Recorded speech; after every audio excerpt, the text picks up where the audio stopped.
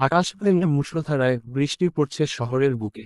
তবুও থেমে নেই ব্যস্ত নগরজীবনের যোদ্ধারা। জীবিকার তাগিদে মাথায় উপর ছাতা নামক বস্তুটি চেপে তারা কর্মস্থলে ছুটে চলেছে। ঢাকা শহরের রাস্তাঘাটের বেহাল দশা, জায়গায় জায়গায় পানি জমে জনমানব যাতায়াতের হয়েছে চরম ভোগান্তি। জানালা গলিয়ে এক দৃষ্টিতে বাইরে তাকিয়ে আছে বিন্দু, তার দৃষ্টি ব্যস্ত সড়কে ছুটে চলা জনমানুষে। বিন্দু আজ দুদিন পরে এসেছে স্কুলে। ক্লাস কক্ষে টিচার উপস্থিতহীন, ছেলে মেয়েরা যে যার মতো গল্পে মশগুল। এই বিন্দু, এত মন দিয়ে ওদিকে কি দেখিস রে? মন কোথায় তোর? কখন থেকে ডাকছি শুনতে পাচ্ছিস না নাকি? বৃষ্টির কথা শুনে বিন্দু ব্যস্ত সড়ক হতে নজর সরিয়ে তাকালো বৃষ্টির দিকে। মেয়েটির চক্ষু জুগলে প্রশ্নর মেলা। বৃষ্টি বিন্দুকে ডিঙিয়ে জানালা দিয়ে বাহিরে ঝুঁকে উকি ঝুঁকি দিতে দিতে বলল, দেখি শর্ত, কাকে দেখছিস আমিও দেখব। বৃষ্টির এমন অদ্ভুত কাণ্ড দেখে তাজ্জব বনে গেল বিন্দু। হতবাক চোখে তাকিয়ে অবাক হয়ে বলে উঠল, আজব তো, কাকে দেখব? আশেপাশে কেউ নেই দাঁড়ি। দোতলায় ক্লাসরুম থেকে সড়কের সবটা স্পষ্ট। বৃষ্টি যথাস্থানে বসতে বসতে বলল, এমন ভাবে দিওয়ানা হয়ে তাকিয়েছিলি, মনে হয়েছিল ওখানে তোর প্রেমিক টেমিক দাঁড়িয়েছিল। সেটাই দেখার জন্য তাকালাম, দেখলাম কেউ সত্যি সত্যি ছিল নাকি। ও আর প্রমিক, সেটা চোখে দেখে মরা লাগবে না। রুহির কথায় হৃদয়ে কুৎকিত হলো বিন্দুর। ডাগর ডাগর আখি পল্লব ঘন ঘন চাপটে বলল, কেন আমার প্রেমিক হতে পারে না কেন? আমার জন্য কি প্রেম ভালোবাসায় করোনার লকডাউন চলেছে? তোর সাথে প্রেম করবে কে শুনি? আস্ত একটা বলদি তুই। রুহির কথা শুনে তেতে উঠল বিন্দু। তড়াক করে বসা থেকে দাঁড়িয়ে গেল সে, কোমরে হাত দিয়ে কটমট করে বলল, তুই জানিস গ্রামে থাকতে কত ছেলে আমার পেছনে ঘুরঘুর করেছে। আমি চাইলে প্রেমের বন্যা বইয়ে দিতে পারি। তুই দেখতে চাস? মেহেদি কপাল গোটায় মেয়েটির কথা শুনে। এদের মেয়ালি কথাবার্তায় সে তেমন একটা নাক গলায় না। তবে এখন মনে হচ্ছে তার লম্বা নাকটা গলাতেই হচ্ছে। মেয়েটি কি বলল? ছেলেরা প্রেম করতে চাইতো তার সাথে। রুহি ঠোঁট নেড়ে বলতে চাইল কিছু, তবে বলার আগেই মেহেদি গমগমে স্বরে বলে উঠল, ঘুরঘুর করতো মানে? কতগুলো প্রেম করেছিস তুই? বিন্দু মাথা নেড়ে মৃদু স্বরে বলল, একটাও না। উত্তরখানা বোধহয় পছন্দ হলো মেহেদির, স্বস্তি পেল বেচারা। রুহি হু হা করে হাসতে শুরু করলো। হাসতে হাসতে বলল, বইন, তুই যে মদন আর বলদি প্রেম করবি কি করে? প্রেমের কিছু বুঝিস তুই? রুহির কথায় নাকের পাতা ফুলিয়ে তাকালো বিন্দু। তার দিকে চোখ পাকিয়ে চেয়ে ধমকে বলল, বেশি জানিস তুই। আমি রিজেক্ট করে দিয়েছি, তাই প্রেম হয়নি। কারণ আমার তাদের মতো ছেলে পছন্দ নয়। মেহেদি মন দিয়ে শুনল কথাখানা। বেশ উৎসুক হয়ে জিজ্ঞেস করল, তবে তোর কেমন ছেলে পছন্দ? জীবনসঙ্গী হিসাবে কেমন ছেলে চাস? আমি আমার জীবনে এমন একজনকে চাই যার কাছে অনেক অপশন থাকার পরও একমাত্র প্রিয়টি হব আমি। একটা কেয়ারিং হাসবেন্ড, যে আমাকে আকাশ সমান বিশ্বাস ভালোবাসা দিবে, যার চোখের দিকে তাকালেই আমি ঘায়েল হয়ে যাব। বিন্দুর আবেগ মাখা কথা খানা শুনে রুহি চক্ষু যুগল বড় বড় হয়ে এলো। বৃষ্টি গালে হাত দিয়ে বসে তাকিয়ে আছে বিন্দুর দিকে। মেহেদি ছোট ছোট চোখে তাকিয়ে যেন গভীর কিছু ভেবে চলেছে।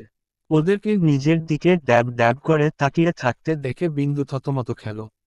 মেয়েটি ভ্রু যুগল আড়াড়ি করে জিজ্ঞেস করল, আশ্চর্য, তোরা এভাবে তাকিয়ে আছিস কেন? বৃষ্টি গালে হাত দিয়ে বলল, আমার কি মনে হয় জানিস? বিন্দু ছোট করে বলে ওঠে, কি?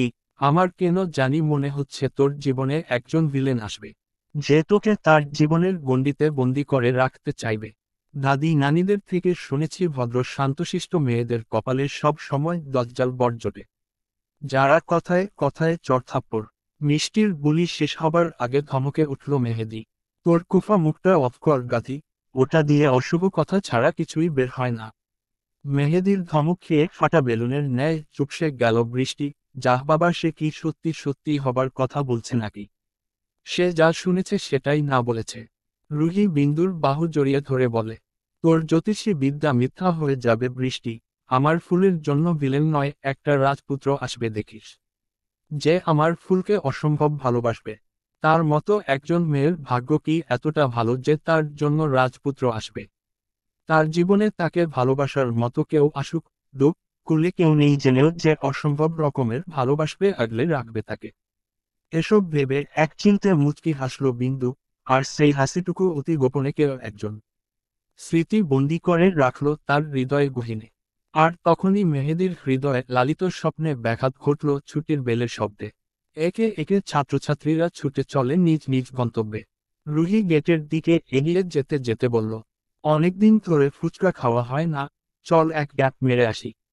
এই মেহেদী, তুই একটু এদিকে আয় তো। পেছনে থেকে কেউ ডেকে উঠল। সহসাই ওরা তিনজন ঘাড় ঘুরিয়ে তাকালো পেছনে।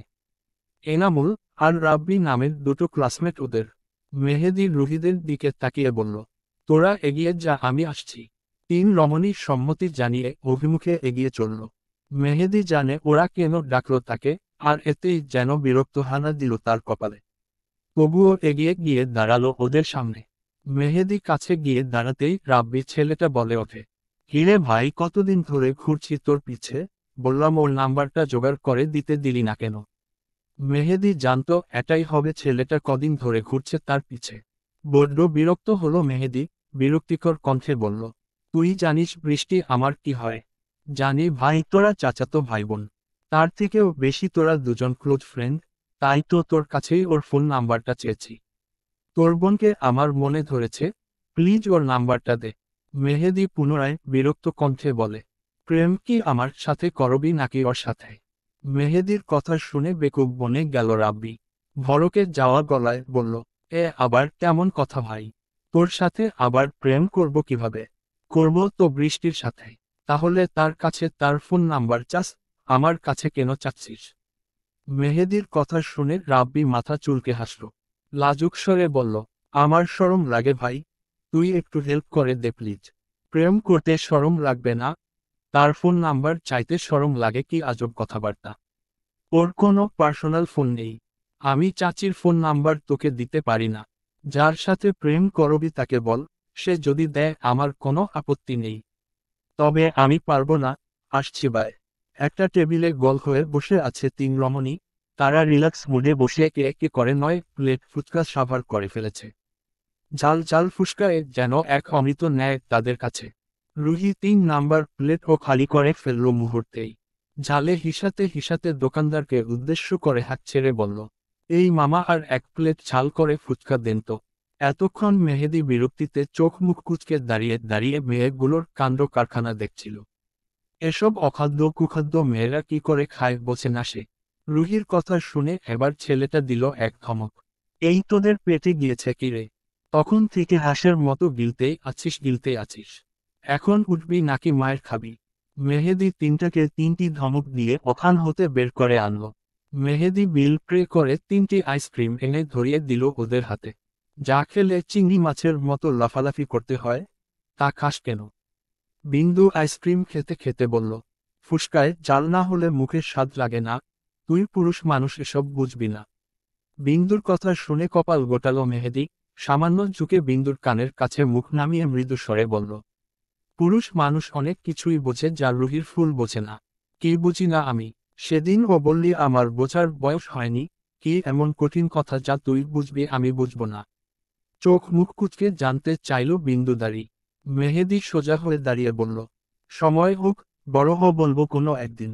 বিন্দু বিরক্ত হলো, সে কি এখনো ছোট্টটি আছে? সময় হোক মানে কি? কি এমন কথা যে যেটা শোনার জন্য তাকে আরো বড় হবে? সে আর বড়টা কি করে হবে? যা বড় হবার তা তো হয়ে গেছে। 5 ফুট 2 থেকে কি 5 ফুট 3 হবে? এটা আদৌ সম্ভব? হায় রুহানি! আচমকা পরিচিত কণ্ঠস্বর শুনে তড়িৎ গতিতে পিছন ফিরে তাকালো রুহি। লিমন আর একটা ছেলে হেঁটে আসছে তাদের দিকেই।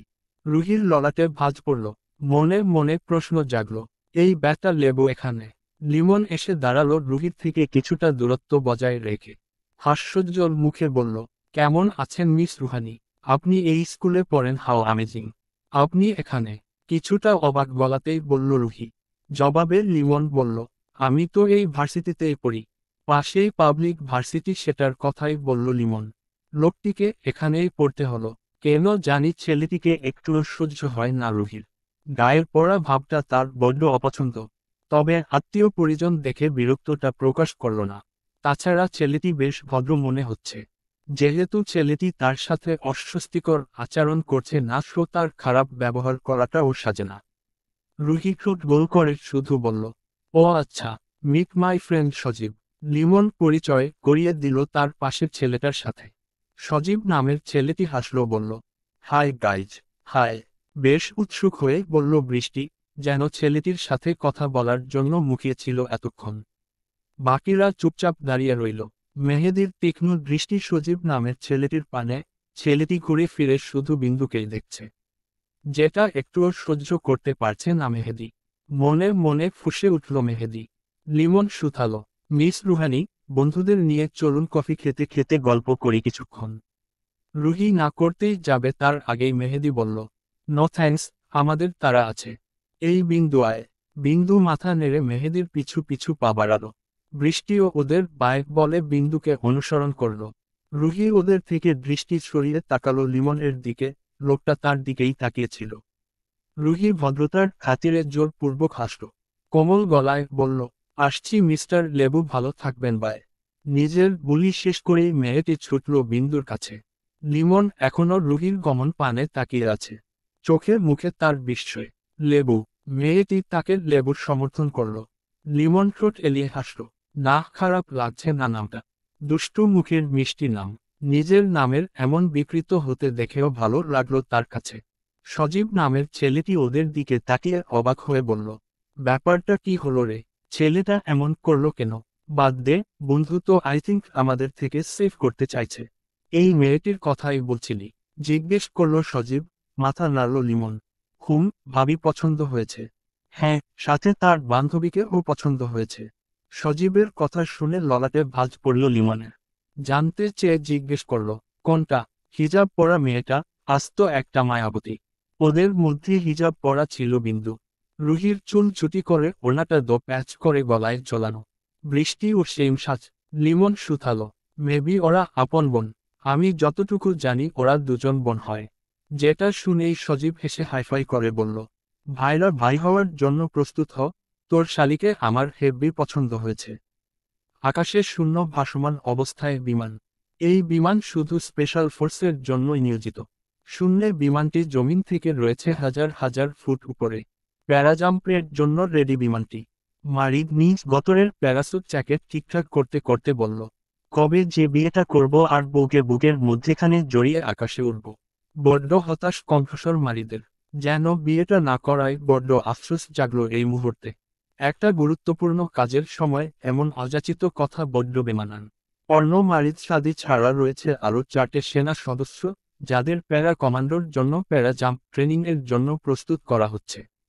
এরা ওদের পূর্ব পরিচিত, তারা কিছু বছর ধরে সেনাবাহিনীতে নিযুক্ত ছিল। তাদের মধ্যে একজন মারিদের কানে ফিসফিস করে বলল, কর্নেল শেখ প্রেজেন্ট। মুখ সামলে স্যার, নয়তো আমাদের তিনি ধাক্কা মেরে ফেলে দিবেন। ভ্রুযুগল কুচকে এলো মারিদের। ছেলেটা কি তাকে ভয় দেখালো? সেও ছেলেটির মতো ফিসফিস করে বলল, তুমি ওকে ভয় পাচ্ছ?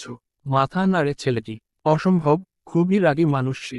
আমি পাই না। ছেলেটির মতো ফিসফিস করে বলল মারিদ। সাদি কথাখানা শুনে ঠোঁট টিপে হাসল। ভাগ্যিস কথাখানা অর্ণর কানে পৌঁছায়নি, নয়তো এমন সিচুয়েশনে ফালতু বকবক শুনে সত্যি সত্যিই লাথি মেরে ফেলে দিত। তবে মারিদ তো মারিদই, সে পুনরায় খুবই দুঃখী মুখে বলল, একটা বউয়ের বড্ড অভাব ফিল করছি সাদ। ও রিয়েলি? বরযাত্রী তো রেডি, তুই বললে এখনই চাঁদের বুড়ির সাথে বিয়ে করিয়ে দেই। করবি তাকে বিয়ে? উদ্ধৃতি চিহ্ন। সাদির কথা শুনে হেসে ফেলল মারিদ। ভাই, তুই তো দেখিস এই বছর পাঁচেকে আটকে আছিস।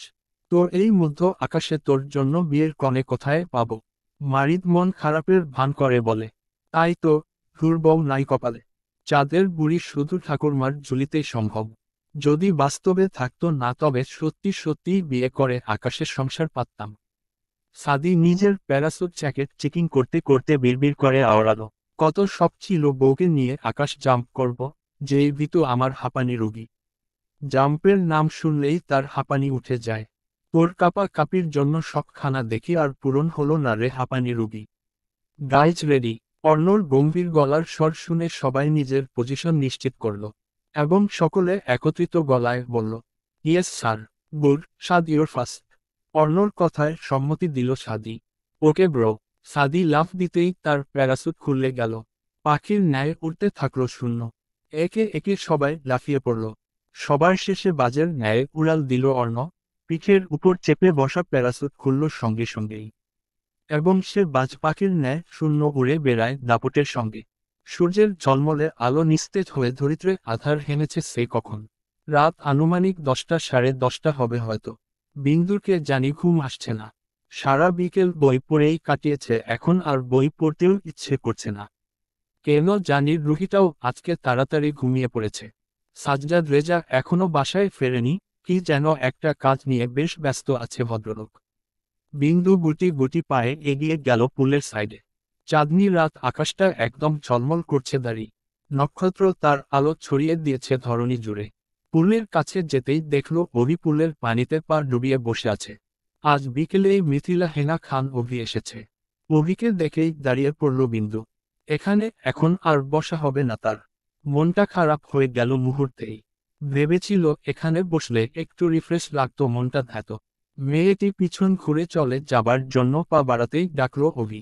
বিন্দু থমকে দাঁড়ায়। বিন্দু। অভি এ বাড়িতে এসেছে বহুদিন, তবে কখনো কথা হয়নি দুজনের।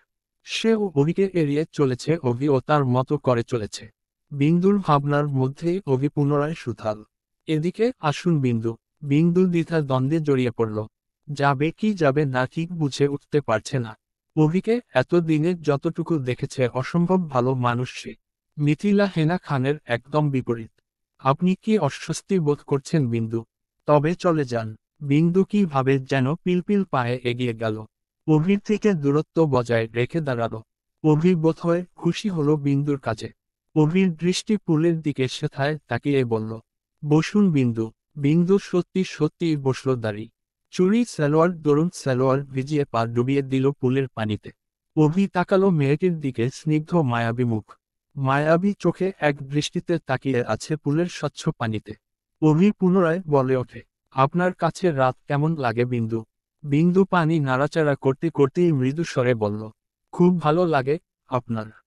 খুব ভালো লাগে আপনার? বিন্দুর কথা শুনে অভি অদূরে উইতারা ভর্তি আকাশ পানে চাইল। মাথার উপর থালার মতো চাঁদটা যেন উকি মেরে দেখছে তাদের। অভি আনমনে বলল, যার জীবনে কোনো আলোই নেই, তার কাছে তো অন্ধকার খারাপ লাগার কথা নয়। তার কণ্ঠস্বরে ছিল এক গভীর ক্ষতের স্রোত। বিন্দু কিছুটা অবাক গলাতেই বলল, মানে? অভি দুম করে শ্বাস ফেলল। অতি গোপনে গিলে নিল কিছু তিক্ত অতীত। সে স্বাভাবিক গলায় বলল, ওহু কিছু না। তা এত রাতে এখানে এলেন যে? বিন্দু মৃদু গলায় বলল, ভালো লাগছিল না, তাই একটু বাইরে এলাম। আপনার ও মন খারাপ? অভির কথা শুনে বিন্দু অবাক হয়ে বলল, আপনার ও মন খারাপ হয়? অভি হাসল সুথাল। কেন আমার মন খারাপ হতে বারণ? অস্বাভাবিক কিছু? বিন্দু কিছু ভাবল, তারপর মৃদু গলায় বলল, আমি বলতে চেয়েছি আপনার তো সবাই আছে। বাবা মা বোন, উচ্চ স্টাডি, ভালো ফ্যামিলি, সব কিছু আছে। আপনার কেন মন খারাপ হবে? অভি মলিন হাসে। উচ্চ স্টাডি, ভালো ফ্যামিলি, টাকা পয়সা থাকলেই কি সে সুখী? এগুলোর বাইরেও থাকে অনেক কিছু। অভি বিন্দুর কথার উত্তর না দিয়ে পাল্টা প্রশ্ন ছুড়ল, কেন আপনার কেউ নেই বুঝি? বিন্দু পুলের পানিতে দৃষ্টি ফেলল। স্বচ্ছ পানিতে চাঁদের প্রতিচ্ছবি খানা স্পষ্ট। বিন্দু নিভু গলায় বলল, ওহু, আমার কেউ নেই, আমি এতিম। বড্ড অভিমানী কণ্ঠস্বর মেয়েটির। অভি স্বভাব সুলভ হাসল, আপনি এতিম? তাহলে মামি আপনার কে? বিন্দু কোনো প্রতিক্রিয়া দেখালো না। চুপচাপ তাকিয়ে রইল পুলের পানে। অভি অপেক্ষা করল বিন্দুর উড়ের। তবে বিন্দু নিশ্চুপ। অভি নীরবতা ভেঙ্গে সুথাল। মায়ের প্রতি তীব্র অভিমান জমা হয়ে আছে, তাই না? এবার বিন্দু মুখ খুলল, মৃদু গলায় বলল, ওহু, অভিমান করাটা বড্ড বেমানান। সে কি আর আমার মা আছে? তার আরও সন্তান আছে, স্বামী আছে। মীরার সংসার দেখে বিন্দু হিংসে করে না। রুহি যখন তার মা কে মা ডাকে শুনতে খারাপও লাগে না। তবুও মধ্যে মাঝে মনে হয় বাবা থাকলে হয়তো এমন হতো না। নিজের ভাগ্যের ওপর একটু আধটু অভিমান জাগে, এই যা। মা কে অন্যের সংসারে দেখাটা একটু কষ্টকরই বটে। এ বিষয়ে অভি আর কিছু বলল না। জনেই পানির ওপর চাঁদের প্রতিচ্ছবি দেখছে। তাদের জনের মধ্যে নীরবতা ভেঙে অভি বলে, আড্ডাটা খুব পানসে পানসে লাগছে, এক কাপ কফি হলে ভালো হতো। ভাইকে এক কাপ কফি করে দিতে পারবেন বিন্দু? কত সুন্দর একটা আবদার, না করার সাধ্য কার আছে? বিন্দু না করে না। মেয়েটি মুচকি হেসে বলল, আপনি বসুন ভাইয়া, আমি নিয়ে আসছি। অভি মাথা নাড়ল। বিন্দু উঠে চলল বাড়ির ভেতরে। মিনিট পাঁচেকের মধ্যেই বিন্দু আসলো হাতে তার ধোয়া ওঠা কফি। অভিকে কফির মগ বাড়িয়ে দিয়ে নিজের স্থানে বসল মেয়েটি। অভি কফিতে ছিপ দিয়ে বলল, খুব সুন্দর কফি বানান আপনি, একদম আমার চাঁদের মতো। চাঁদ? চাঁদকে ভায়া? বিন্দুর প্রশ্নে অভি থমকে রইল কিছুক্ষণ।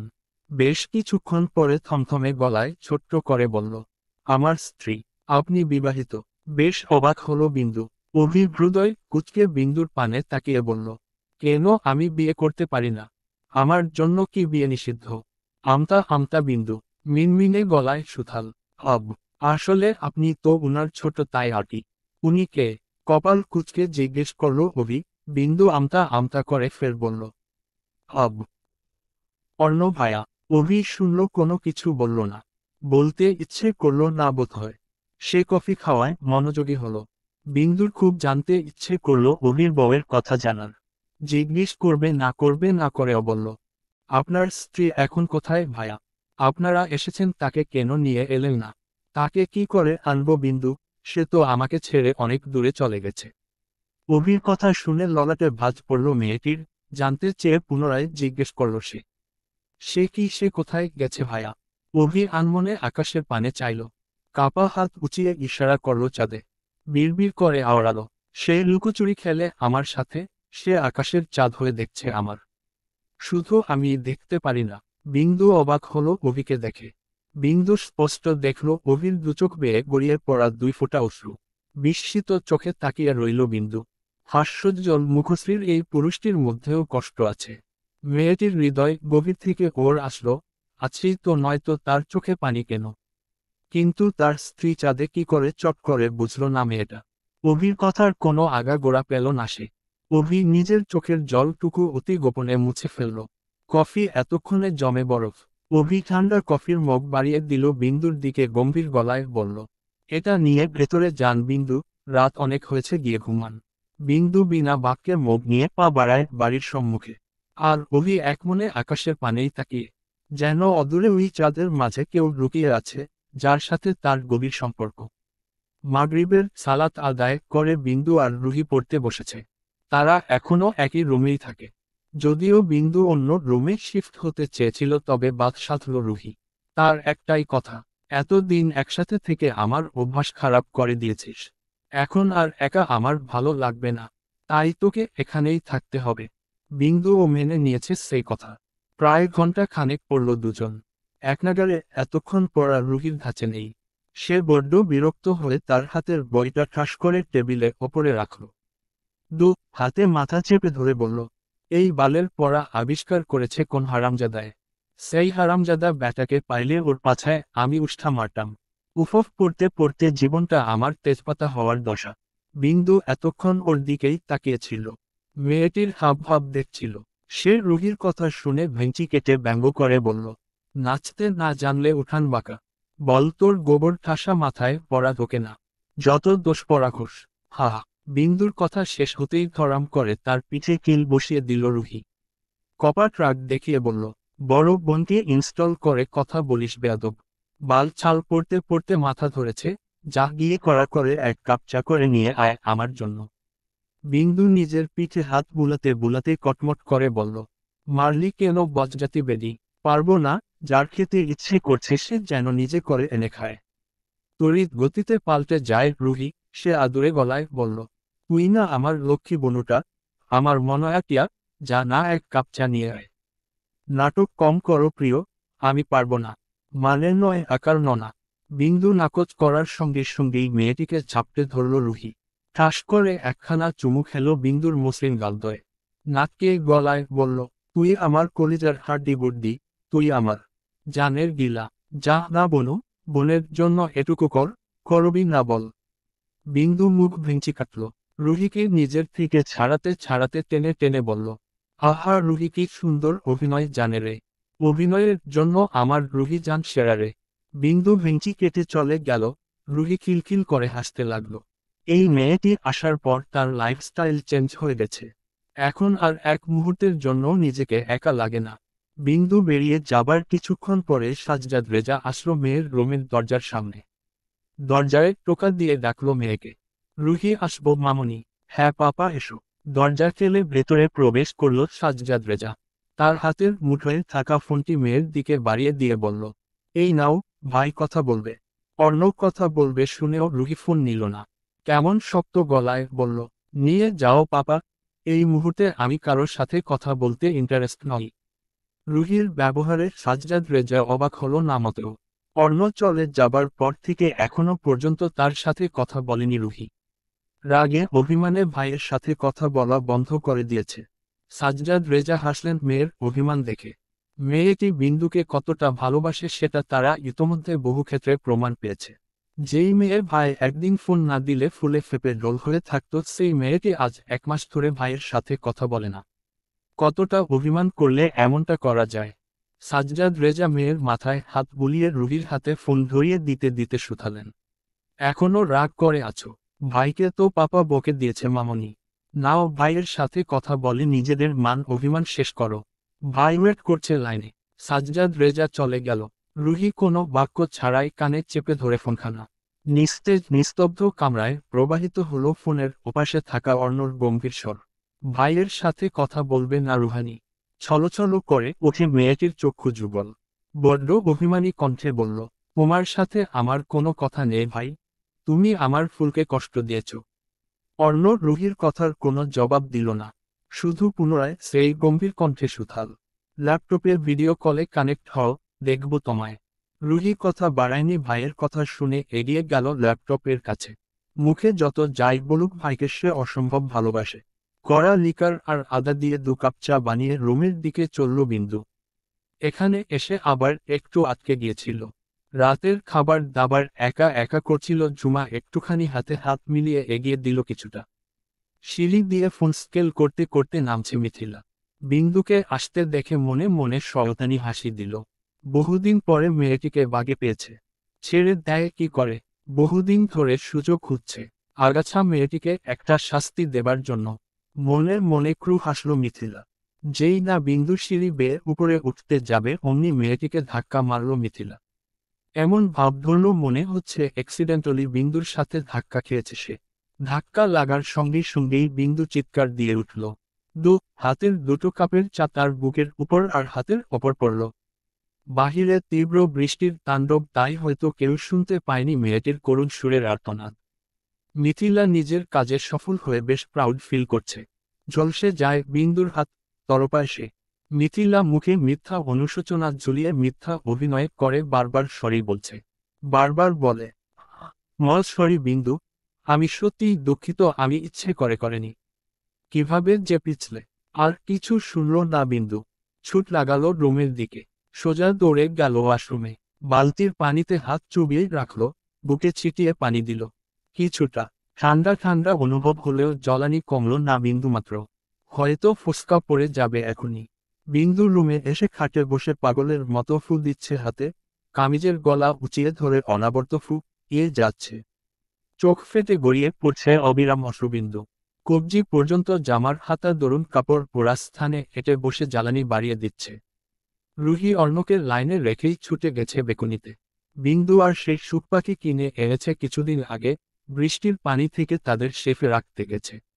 বিন্দুকে ওভাবে ছুটে রুমে আসতে দেখে ভ্রু যুগল কুচকে এলো ভিডিও কল অ্যাক্টিভ থাকা অর্ণের। তীক্ষ্ণ দৃষ্টিতে তাকিয়ে বোঝার চেষ্টা করল বিন্দুর কান্নার কারণ। তীব্র যন্ত্রণায় বিন্দু হিতাহিত জ্ঞান হারিয়ে একটানে অর্ধ ভেজা কামিজটা খুলে ফেলল। মেয়েটির নাজুক শরীরে অবশিষ্ট শুধু অন্তর্বাস। অর্ণর তীক্ষ্ণ দৃষ্টি বিন্দুতেই ছিল। আচমকা বিন্দুর এমন কাজে ল্যাপটপে হাত রেখে চোখ বন্ধ করে ফেলল সে। তবে তার বন্ধ চোখ জোড়া সেকেন্ড পেরোতেই খুলে গেল। সহিত হাত সরিয়ে নিল ল্যাপটপের স্ক্রিন হতে। বাজ পাখির ন্যায় দৃষ্টি তার মেয়েটির নাজুক শরীরে। সে চোখ সরালো না এক মুহূর্তের জন্য। যেন তার কঠোর দৃষ্টিতে এক কঠিন অধিকার বোধ। তার তীক্ষ্ণ দৃষ্টি মেয়েটির বক্ষবিভাজের ওপর পুড়ে যাওয়া থকথকে ত্বকে। কঠিন পুরুষটি ধারালো চোয়াল শক্ত করে তাকিয়ে রইল বিন্দুতে। এসব অজানা মেয়েটি তীব্র যন্ত্রণায় ছটফট করছে তখনও। বক্ষবিভাজের ফর্সা ত্বক লাল থকথকে হয়ে আছে। হাতের দশা আরও করুন। মেয়েটি ঠোঁট ভেঙে ফুপিয়ে ফুপিয়ে কাঁদছে আর ফু দিয়ে যন্ত্রণা নিয়ন্ত্রণ করার বৃথা চেষ্টা করছে। বাহিরে মুষলধারে বৃষ্টি হচ্ছে। তীব্র বাতাসে উড়িয়ে দিচ্ছে জানালার পর্দা। রুহি রুমে এসে বিন্দুকে পাগলের মতো কাঁদতে দেখে হন্তদন্ত হয়ে ছুটে এলো ওর কাছে।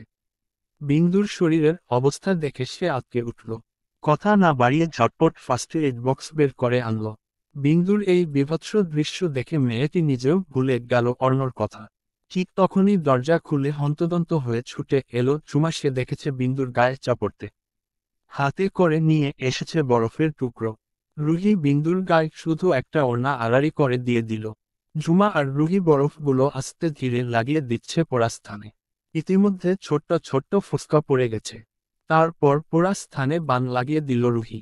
মলম লাগতেই বিন্দু পরনের সালোয়ার খামচে ধরে মৃদু চেঁচিয়ে উঠল। পুরো দৃশ্যটা গভীর চোখে দেখল অর্ণ। তার গম্ভীর মুখটা থমথমে, চোখের চাহনিতে ও নেই কোনো শীতলতা। রুহি বিন্দুর কাছে ঝুমাকে রেখে উঠে দাঁড়ালো। মীরাকে কথাটা জানানোর জন্য বাহিরে পা বাড়াতে গিয়েও থেমে গেল। পুনরায় ফিরে এলো বেড সাইড টেবিলের সামনে। অর্ণকে লাইনে রেখেই ছুটে গিয়েছিল পাখির কাছে। তার মনেই ছিল না অর্ণর কথা। লাইনখানা বিচ্ছিন্ন, হয়তো তার অপেক্ষা করে অর্ণ লাইন কেটে দিয়েছে। তার মানে অর্ণ অনেক আগেই লাইন বিচ্ছিন্ন করে দিয়েছে। এটা ভেবেই মনে মনে স্বস্তির নিঃশ্বাস ছাড়ল মেয়েটি। সেদিনের পর কেটে যায় 1 সপ্তাহ। বিন্দু এখন পুরোপুরি সুস্থ, শুধু পোড়ার দাগগুলো এখনো স্পষ্ট। সেদিনের সেই ঘটনাটা সবাই অ্যাক্সিডেন্ট ধরে নিয়েছে, এমনকি বিন্দু নিজেও ভাবে সেটা একটা দুর্ঘটনা। তাছাড়া মিথিলা কেন শুধু শুধু ইচ্ছে করে এমন করবে? হয়তো তারও একটু সতর্ক হওয়া উচিত ছিল। সকাল থেকে রুহির শরীরটা ভালো নেই। বেচারির পিরিয়ড হলেই অসহ্য রকম ব্যথা হয়। আজকে ইম্পর্ট্যান্ট ক্লাস থাকায় সে একাই যাচ্ছে স্কুলে। গাড়িটি গন্তব্যে থামতেই নামল বিন্দু। ড্রাইভার চলে গেল বলে গেছেন তিনি ঠিক সময়ে এসে নিয়ে যাবেন। মেহেদী আর বৃষ্টি দাঁড়িয়ে ছিল ওদের অপেক্ষায়। বিন্দুকে একা দেখে বৃষ্টি জিজ্ঞেস করল, তুই একা এলি যে? রুহি কই? একটু অসুস্থ ও, আগামী 2 দিন আসতে পারবে না। মেহেদী ললাটে ভাঁজ ফেলে প্রশ্ন করল, কি হয়েছে ওর? আমতা আমতা করল বিন্দু। কি অসুস্থ সেটা কি করে বলবে? মেহেদী হোক বন্ধু পুরুষ তো। মেহেদী ওকে চুপ করে থাকতে দেখে ধমকের সুরে বলল, বোবা হয়ে গেছিস নাকি? কি জিজ্ঞেস করলাম আমি? মেহেদীর ধমক খেয়ে ছোটাফ মিথ্যা বলে ওঠে মেয়েটি। ওই একটু জ্বর, মাথা ব্যথা।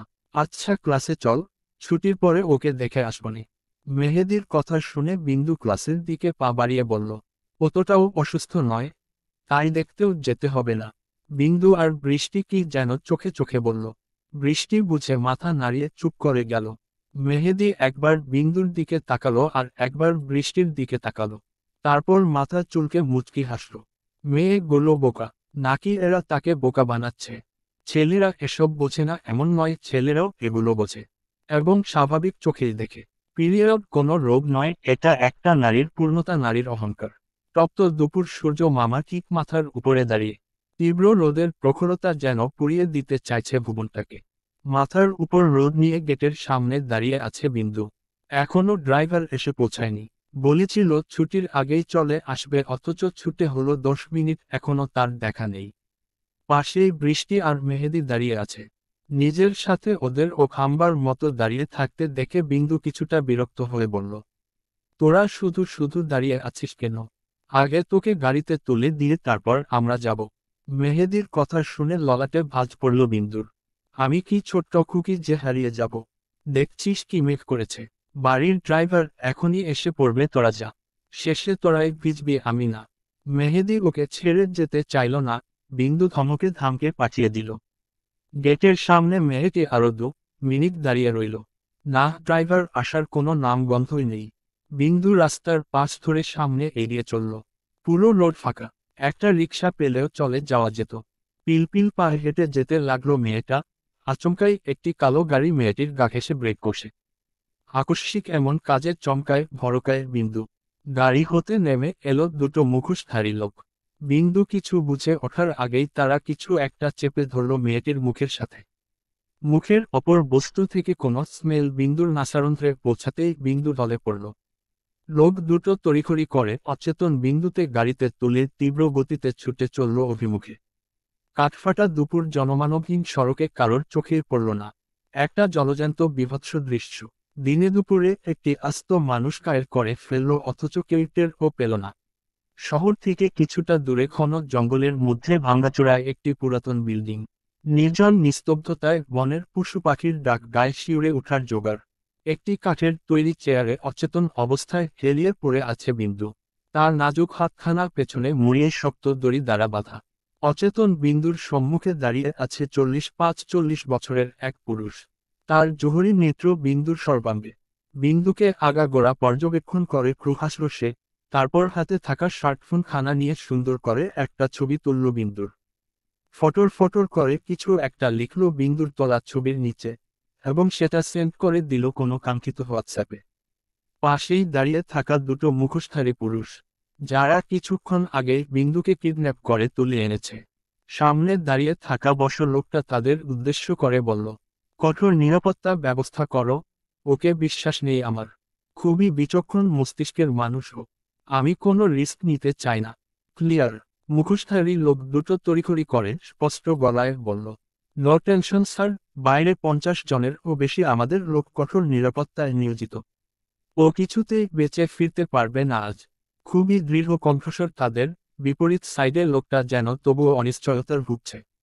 সে কাউকে ফোন লাগালো, ওপাশে ফোন রিসিভ হতেই তিনি বলে উঠল, সময় এসেছে, এবার প্রতিশোধ নেয়ার পালা। আমি ওর লাশ দেখতে চাই। শুনতে পেয়েছিস? ওর লাশ চাই আমি, লাশ। ওপাশ থেকে কিছু শুনতাই হাসি ফুটে উঠল লোকটার ওষ্ঠে। এখন অপেক্ষা কাঙ্ক্ষিত মুখটা দেখা দাঁড়ি। বহুটিক দেখা নয়, নিজের হাতে তাকে পরপারে পাঠানোর বন্দোবস্ত করা। তিনি কক্ষ হতে বেরিয়ে যেতে যেতে আদেশ করলেন, আলো নিভিয়ে দরজায় তালা ঝুলিয়ে দে, এটা এখানে অন্ধকারে পড়ে থাক।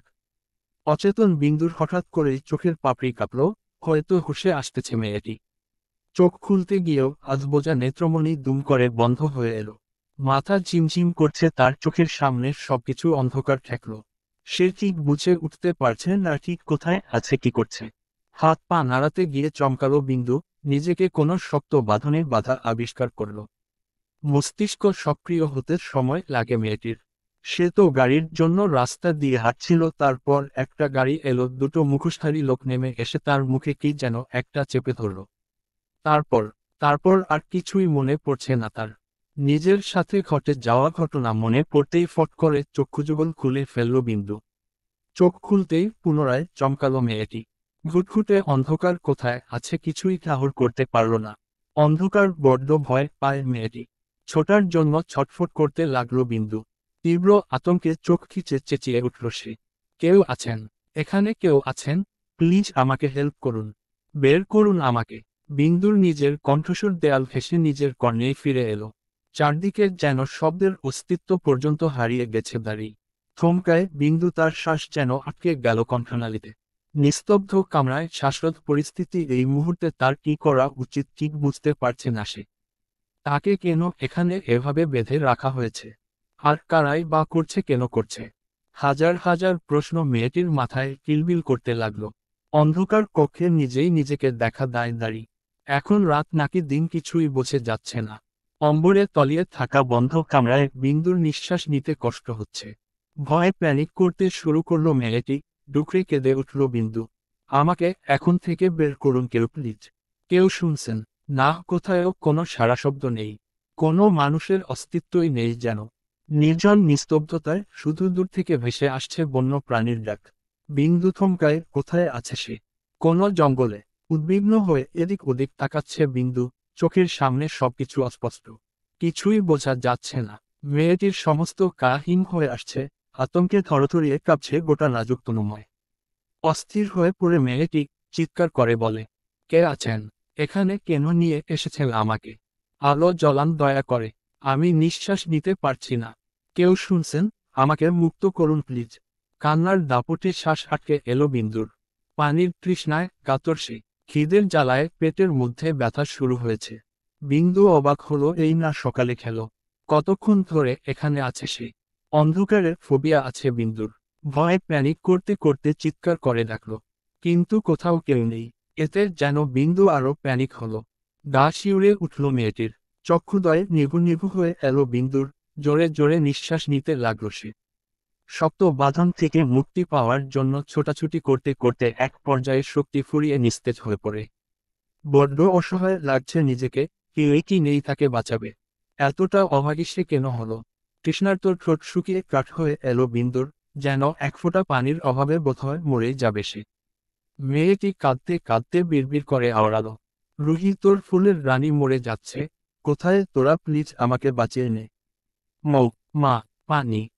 মেয়েটির জ্ঞান ফিরেছে, খুব চিল্লা পাল্লা করে চলছে। তাকে খুলে দিতে বলছে।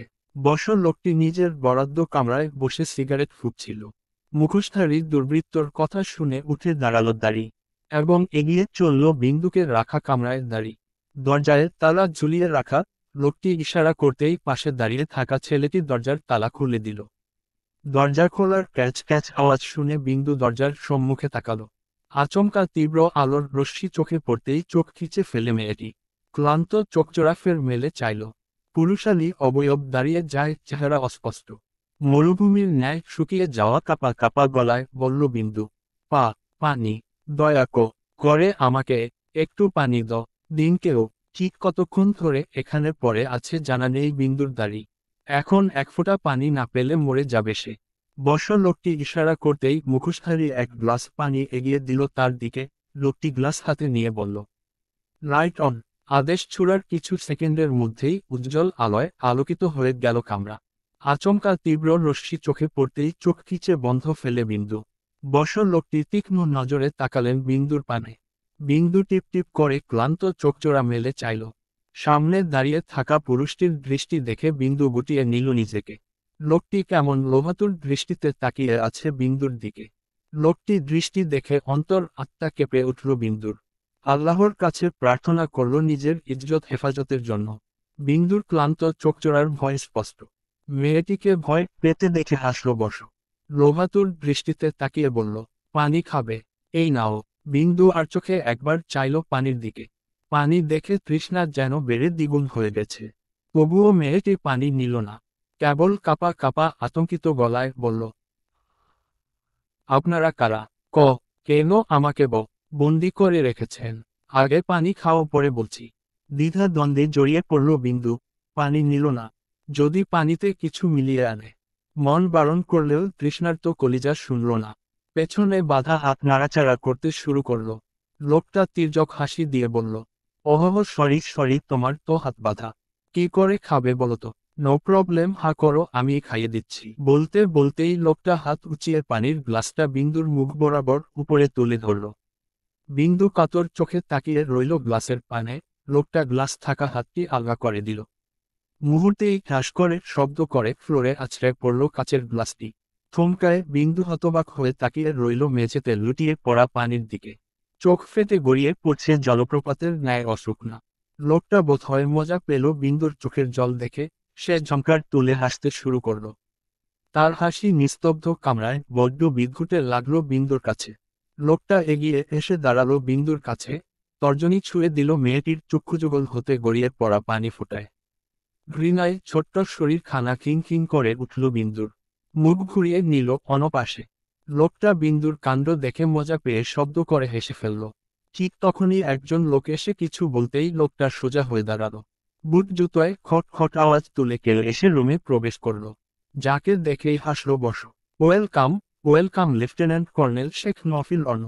আপনাকে যে এত সহজে বাগে পাবো ভাবতে পারিনি। কথা মতো অস্ত্রহীন একাই মরতে চলে এলেন। বলতেই হবে আপনার দম আছে। অর্ণর তীক্ষ্ণ দৃষ্টি ছিল বিন্দুর দিকে। অর্ণকে দেখে বাঁচার এক টুকরো আশার আলো দেখতে পেল বিন্দু। অসহায় চোখে তাকিয়ে রইল, কেবল যেন নীরবে আকুতি জানাচ্ছে তাকে এখান থেকে বাঁচিয়ে নেবার। অর্ণ চোখ ফিরিয়ে দিয়ে তাকিয়ে দৃঢ়তার সহিত একটা আধপুরাতন চেয়ার টেনে বসতে বসতে গম্ভীর গলায় শুধায়, দম তো আমার অলওয়েজ বেশি ওসমান, বাকি সাহসিকতার পরিচয় না হয় পরে দিচ্ছি। তোর সাথে আমার শত্রুতা, রাইট? আমাদের মধ্যে এই মাথামোটা মেয়েটাকে কেন টানলি? ওসমান বিন্দুর দিকে তাকিয়েই বলে, টানতেই হলো কর্নেল। তবে যাই বলুন আপনার বোনটা কিন্তু আস্ত একটা খাসামাল, আই লাইক ইট। তবে একটা হিসাব মিলাতে পারলাম না, যার ভাই এত বড় অফিসার, এত সাহসী, তার বোন এত ভীতু হলো কি করে বলুন তো? সেই থেকে শুধু ফ্যাচ ফ্যাচ করে কেঁদেই চলেছে। অর্ণর গম্ভীর তীক্ষ্ণ মুখশ্রী কুঁচকে এলো। সে দৃঢ় কণ্ঠে বলল, তোকে কে বলল ও আমার বোন?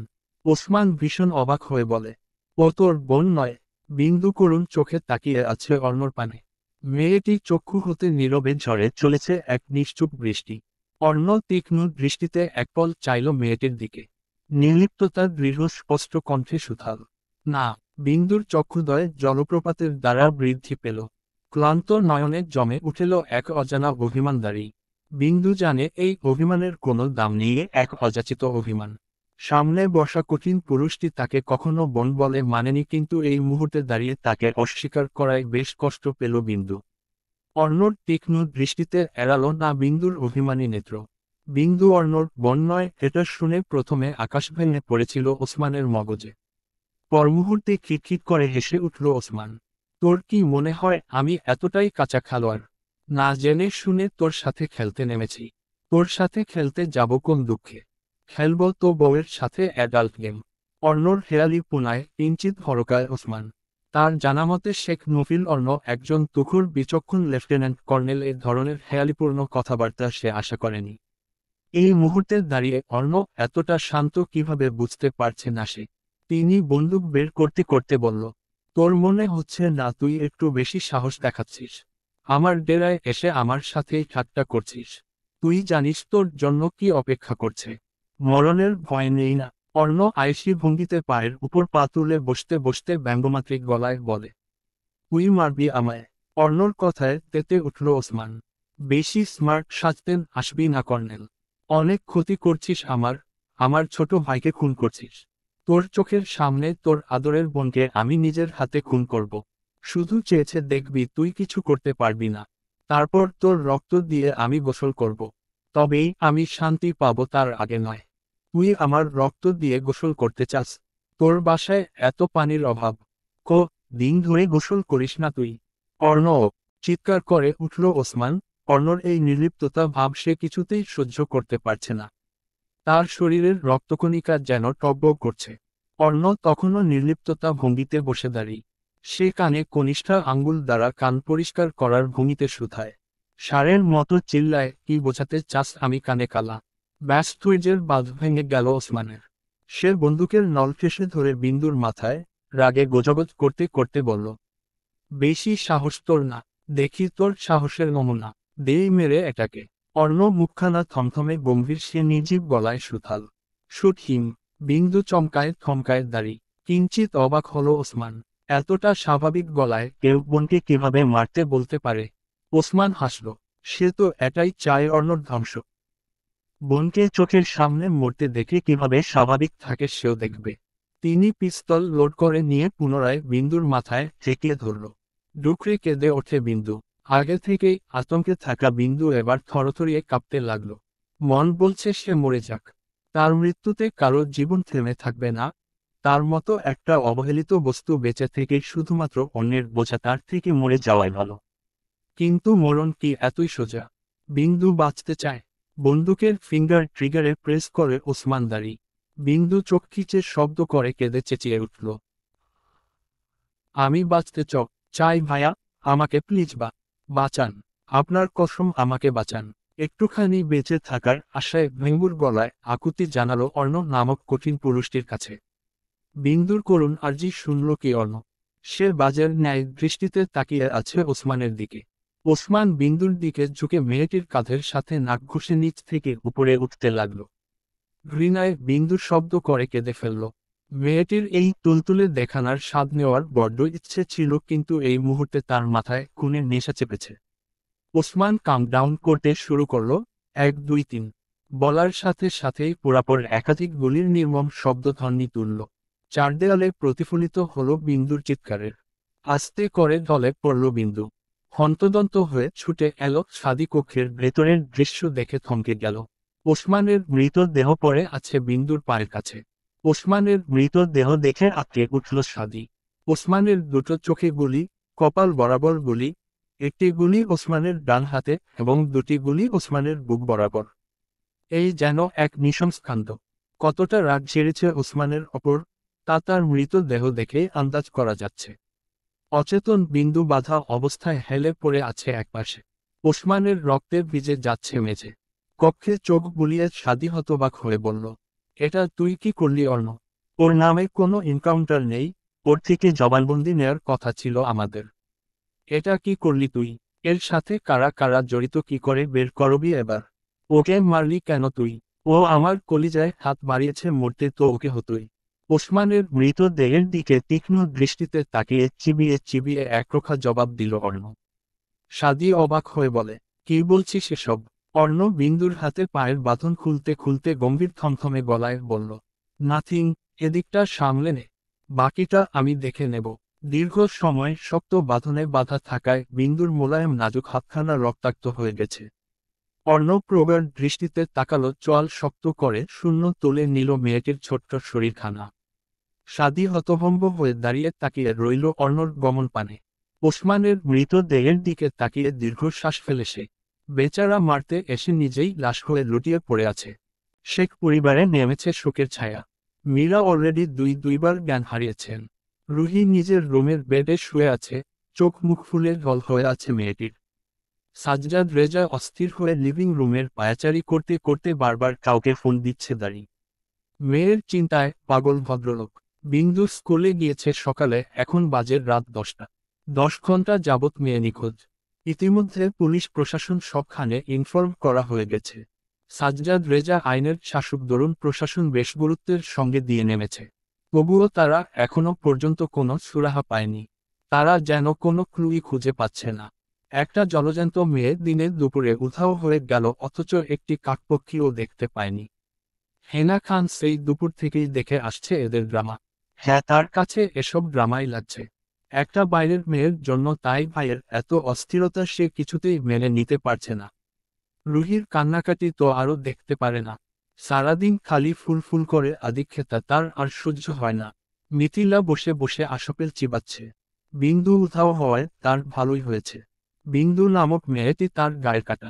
সোফায় বসে ভাঙ্গা স্বরে গুনগুন করে কাঁদছে মীরা। দীর্ঘ শ্বাস ছাড়ে সাজ্জাদ রেজা। সে এগিয়ে গিয়ে দাঁড়ালো, স্ত্রীর কাঁধে হাত রেখে বলল, ডোন্ট ক্রাই মীরা, এত কান্নাকাটি করলে তো তুমি নিজেই অসুস্থ হয়ে পড়বে। মীরা স্বামীর বুকে মাথা ঠেকিয়ে ভাঙ্গা স্বরে বলল, তুমি আমার মেয়েকে এনে দাও সাজ্জাদ। আমার বাচ্চা মেয়েটা কোথায় হারিয়ে গেল? দয়া করে তুমি ওকে এনে দাও। পুলিশ আর্মির সমস্ত প্রশাসন নেমেছে মীরা, একটু ধৈর্য ধরো, আমরা ঠিকই খুঁজে বের করে ফেলব। সাজ্জাদ রেজা কথা শেষ করার আগেই হেনা খান ফোরন কেটে বলল, যে নিজে থেকে পালিয়ে যায় তাকে খুঁজে পাবে কি করে ভায়া? মানে, কি বলতে চাস তুই? ললাটে ভাঁজ করে জিজ্ঞেস করল সাজ্জাদ রেজা। হেনা খান পুনরায় ব্যঙ্গ করে বলল, দেখো গিয়ে কোন নাগরের হাত ধরে পালিয়ে গেছে। এই জন্যই বলছিলাম এত আদর যত্ন দিয়ে লাই দিও না। শুনলে না আমার কথা? অন্যের মেয়েকে একেবারে মাথায় তুলে রেখেছ। দিল তো তোমার মান সম্মান ধুলোয় মিশিয়ে। এসব আপনি কি বলছেন আপা? আমার মেয়ে পালিয়ে গেছে, আপনি এমন কথা বলতে পারলেন? হতবাক হয়ে বলে ওঠে মীরা। হেনা খান পুনরায় ব্যঙ্গ করে বলল, সত্যি কথা সব সময়ই তেতই হয়।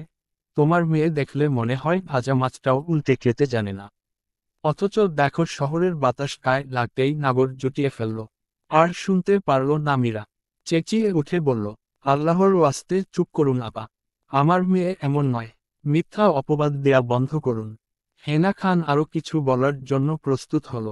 হা করার আগেই সাজ্জাদ রেজা গম্ভীর গলায় ধমকে বলল, চুপ করো হেনা। তোমার মুখে আমি আর কিছু শুনতে চাই না। আমার মেয়ে আমাকে বুঝতে দাও। হেনা খান ভেঙচি কাটল। কলিং বেল বেজে উঠল। ঝুমা গিয়ে দরজা খুলে দিল। দরজার সম্মুখে দাঁড়িয়ে আছে অর্ণ, তার কোলে নিস্তেজ হয়ে পড়ে আছে বিন্দু।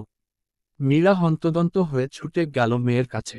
অচেতন বিন্দুর গালে কপালে চুমু খেয়ে অস্থির কণ্ঠে ডাকল, বিন্দুকণা, মা আমার, কোথায় ছিলি তুই? অর্ণ, ওর কি হয়েছে? কোথায় পেয়েছ ওকে? অর্ণব ভেতরে ঢুকতে ঢুকতে গম্ভীর রাশভারী গলায় বলল, এসব পরে শুনবেন মিসেস শেখ। ডক্টর ইনফর্ম করেছি এখনই এসে পড়বে। আগে ওর শরীরের পোশাক চেঞ্জ করে দিন।